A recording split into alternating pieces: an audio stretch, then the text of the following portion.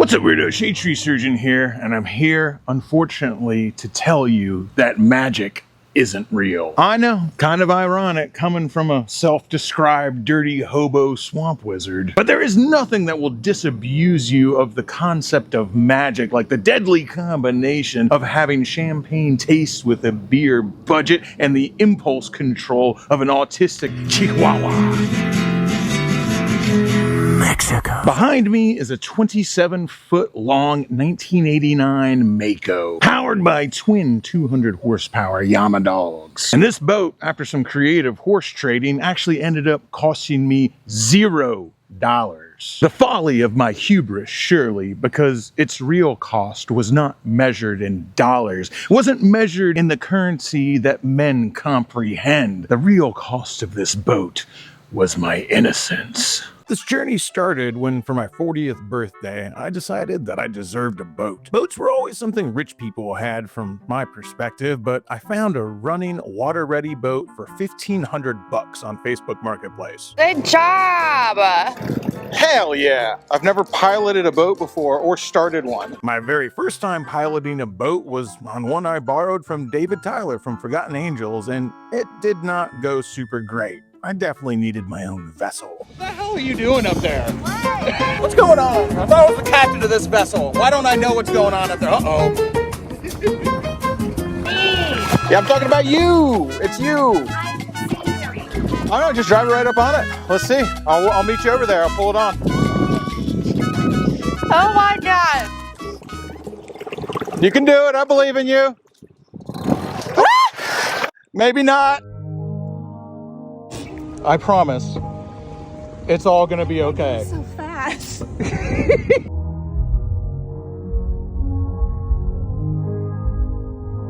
Let's just go ahead and put to the test how much a Goldwing actually can tow. So I hitched up my new turd to the Bangkok bagger and dove in feet first with eyes wide shut into the wonderful, horrible world of boat ownership. Good job. Summer. You spelled it all right. Do you know how to tie a knot? Oh yeah, dude, I do macrame. I tie knots so well. The Starcraft was a blast. The floor was rotted out, but a few planks of wood thrown down was good enough for me. Plus, the fish and the girls don't care what the boat looks like. Yeah, They don't know what part of your journey you're on, you know? Okay, there we go. They don't know what. Wait, what? Yeah, that's good. The 60 horsepower Johnson made that little aluminum boat absolutely fly. And besides a few very sketchy moments, I never had a bad time on that boat. I mean, a few other people had a bad time on that boat, but I never had a bad time on the boat. Well, the nothing is coming. It's fine. The girls themselves are amused to no end without any of my prompting by using slow-mo video out here.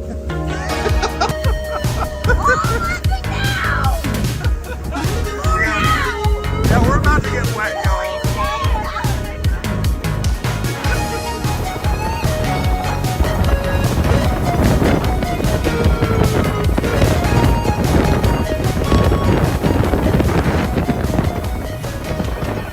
My confidence grew, as did my greed. I now knew that boats could be had for pennies on the dollar, and I soon ended up with another aluminum boat, a 1959 Alumacraft. While I should have taken all the trouble I had with the motor on it as the first warning sign that I was confusing luck with skill, I instead blamed it on the fact that it was a 4-stroke. Surely that was the only reason I had trouble, because my Johnson treated me perfectly with zero maintenance. Luck had nothing to do with it.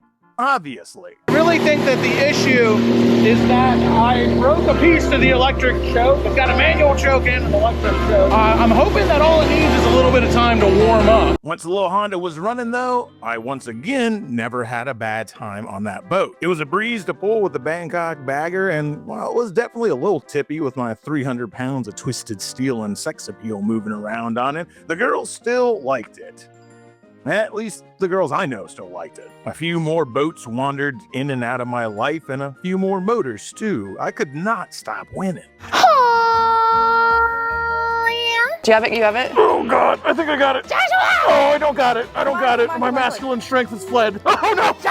Oh, That's not funny. it's kind of funny. I found myself working on the motors and boats more than fishing, but the work was rewarding, and I found myself actually making a profit on boats instead of busting out another 1,000 like so many people warned me I would. Fools, I cried. Everyone else was wrong. Only I was right. Surely their hubris had caused the gods to strike down their boating dreams. But I was built different.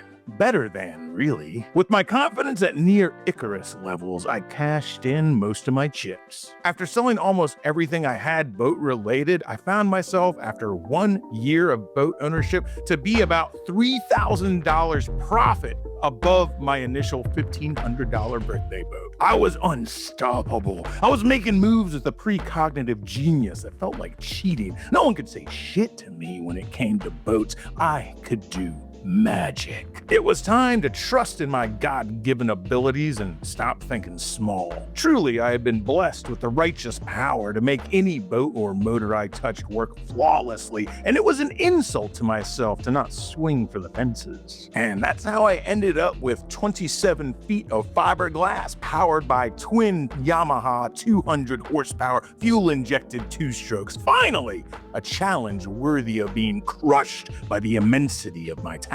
That was almost a full year ago. And in the ensuing year, the wax melted from my feathers just as I was close enough to strike the face of God, and I have been falling back towards the earth in a horrifyingly slow motion ever since. I started out fully confident that I'd replace a couple fuel filters, polish and wax the gel coat, then be pulling up tuna and snapper 50 miles in the Gulf, smugly lording it over all the other chumps out there in million-dollar boats, leaving them scratching their heads at what fell magics and power borrowed from the other side I employed to be there for free. And at first, no surprise to me, of course, it seemed like that would be the case. One motor actually even started up the first day I worked on it.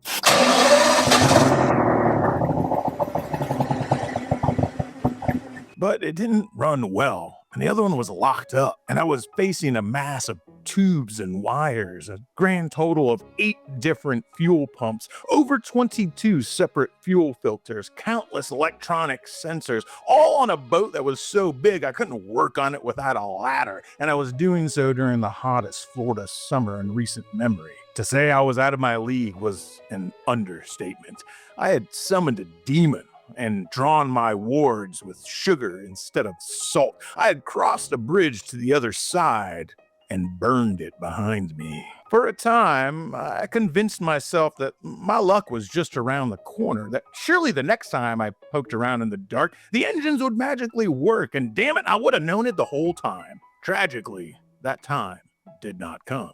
Slower than a fat kid taking off his gym clothes to get in the showers, the horrific reality set in. Well, let's see if lightning strikes twice.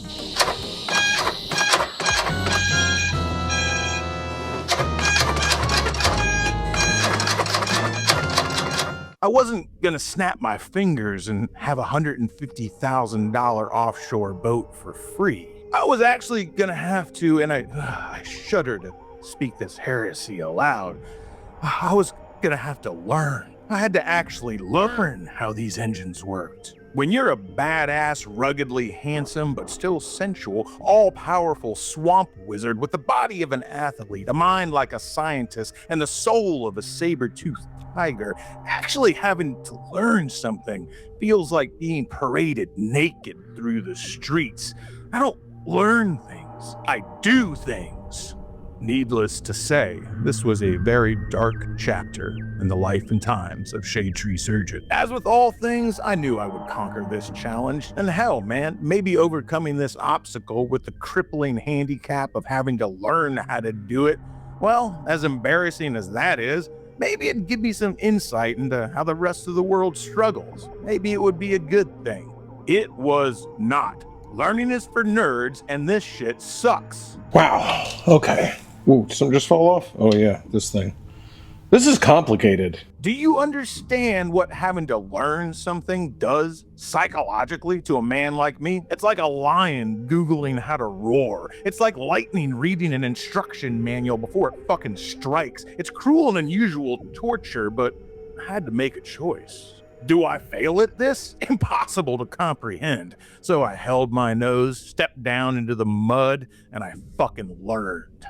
I hated every second of it, but I did it. Not because I needed to. He who walks behind has already whispered 1001 secrets in my ear. I don't need to learn shit. I learned because I refuse to be defeated by anything that exists in this world. Because once I set out to win, I'll go as low as it takes to come out on top. And I had to learn it all. Because on these engines, if it could be broken, neglected, or in need of service, it was. I worked on them in the sweltering heat, in the freezing cold. I turned wrenches till the sun went down and continued into the dark, though every day that ended without victory felt like the blackest night. I went to sleep and I dreamt about them. I left sweat and tears and skin and blood on them. Just like the many-headed Hydra, with each hissing, screaming face and evil ex-girlfriend, every time I struck one down, two would appear in its place. So it was every time I fixed something on this boat. And much like a woman, not only was it ungrateful, it also gave me nothing in return. As my year of humiliation wore on, my resolve never faltered, but maintaining it became harder. Working on the boat became something I did, not a goal I was working towards. I mindlessly chipped away at it, against my will, learning something new every day. I was numbed by the sheer enormity of things I had to learn. There seemed to be dozens of them, possibly even 100 things to learn. It didn't seem possible, yet it was. Life happened while I was toiling in the black pits of education, other triumphs and heartaches, emergencies and celebrations, even other projects. But through it all, that big white albatross hung around my neck, constantly looming over my shoulder. I learned, against my will, to appreciate small victories. Appreciating small victories is something I didn't even know I was capable of doing. But eventually, I finally got both engines running, only to find out that they were both quickly overheating. Peeling back yet another layer, the cooling system on both was completely blocked. Another shameful brand, something else I had to learn, but learn it I did. I was in too deep. There was not one single thing on this boat that did not fight me, tooth and nail. I was so thoroughly humiliated and devoid of pride that it took a few weeks to finally realize that I was actually ready to try and put it in the water. The thought of driving the boat after all of this was almost incomprehensible to me. The obsessive working and the demeaning learning had slowly crushed every sunny dream of enjoying this boat on the water that I'd ever had. And now, the idea of taking it out didn't feel like a reward for all my hard work. It felt like another door that I had no idea what was on the other side. Another cliff, ones I used to jump from with confidence. The confidence of someone who had never learned their lesson and never planned to. Now I had learned too much. This is the poison that is knowledge. Now, instead of excitement, I felt a new, strong, alien, and unwelcome sensation as I considered the water. Fear. I wasn't about to admit that shit to anyone, so me and Shaylisi hooked up the Mako and headed for the boat ramp. Seeing it there, floating in the water, it felt like looking at a gravestone. The final nail in the coffin of the former swamp wizard, now just a regular person who has to learn stuff and be afraid of things. It didn't look like Shade Tree Surgeon's boat. It looked like a boat that just belonged to some dude. A dude named Josh, cursed by jealous and wrathful gods to a fate worse than death, the barren purgatory of normalcy. Okay. Because I had the camera turned. It feels insane to have this in the water, but it's in the water. It's in the water. Hopefully we don't end up in the water. Yeah. My repairs on the trim work. Let me start the motors first. Okay, gotta see if it pees first. I don't know why they wouldn't. Yeah, why wouldn't it? There's one.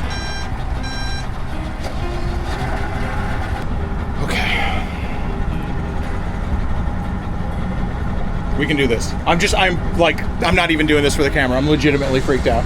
It's scary. Well, I'm not. So I think we'll balance each other out. We're okay. The only reason you're not scared is you don't know how bad it could go. Yeah, exactly. And I don't want you to know how bad it could go. Ignorance is bliss. I want you to live in ignorance. I want that for you. I also want that for me. I often wonder how I can delete information from my brain. Well, that's it.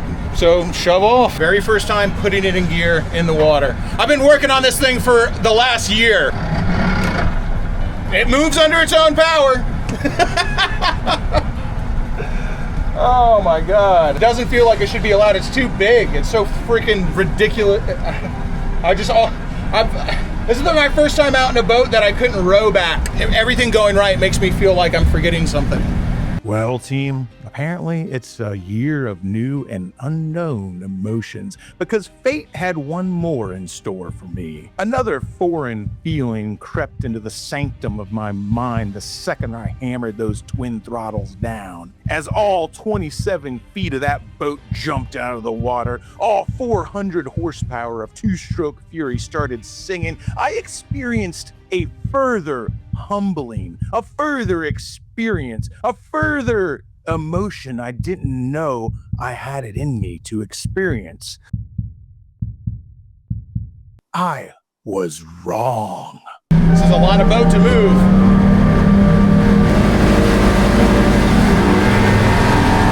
Holy shit!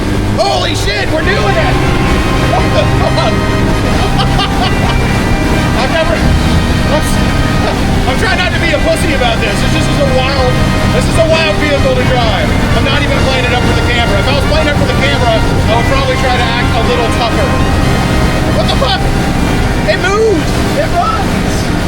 Bitch, I am that wizard, and this motherfucker was moving. How could I have ever thought I was anything less than a Kodiak grizzly bear made of pure molten steel with lightning for blood? How dare I let my confidence falter for even a moment? Truly, no greater sin can exist. But luckily, I also do pass the judgment, and I'm the forgiven type. I don't think, I do. I don't plan, I act. I don't learn, I arrive. Just this time, I happen to take the scenic route to my destination.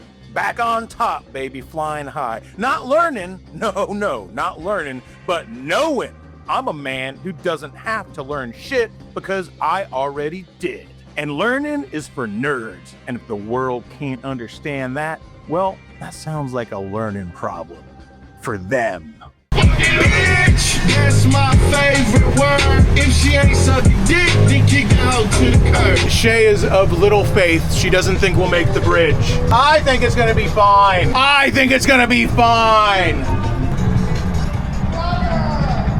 Inches. What'd I say? Inches to spare, baby.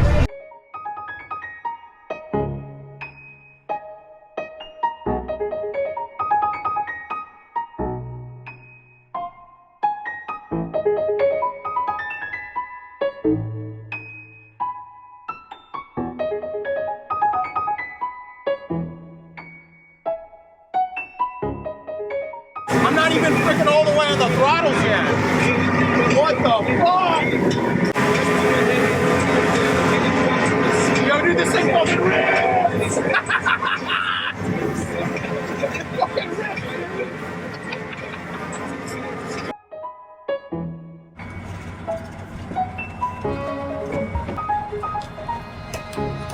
Good job, Shay. Oh yeah. Great job.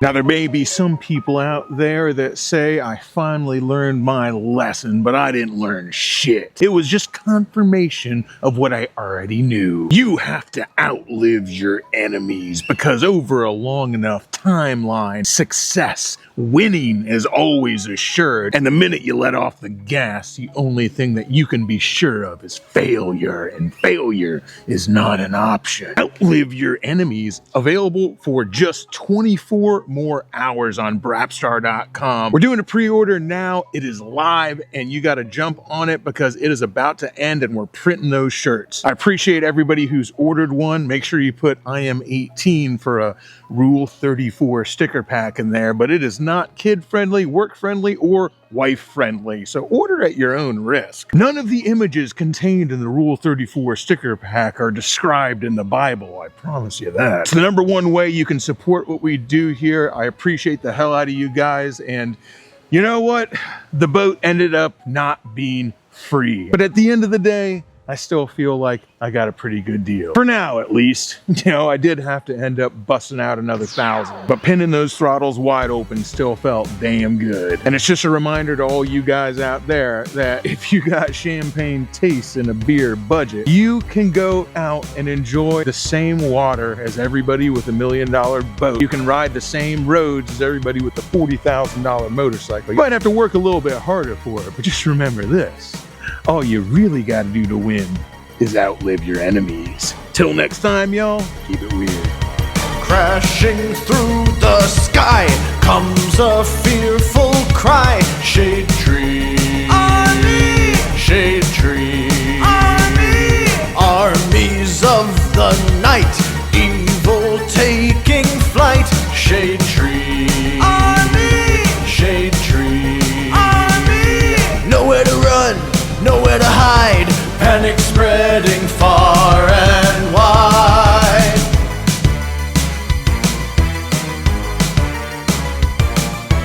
Can the world oppose the deadliest of foes? Shade tree, army. Shade tree, army. Who will risk it all to end the evil call of Shade Tree? Army. Shade Tree, army. They never give up, they never say die, walking tall with banners high. Shade Tree Army, a ruthless gang of scum, villains, freaks, and bikers determined to rule the world.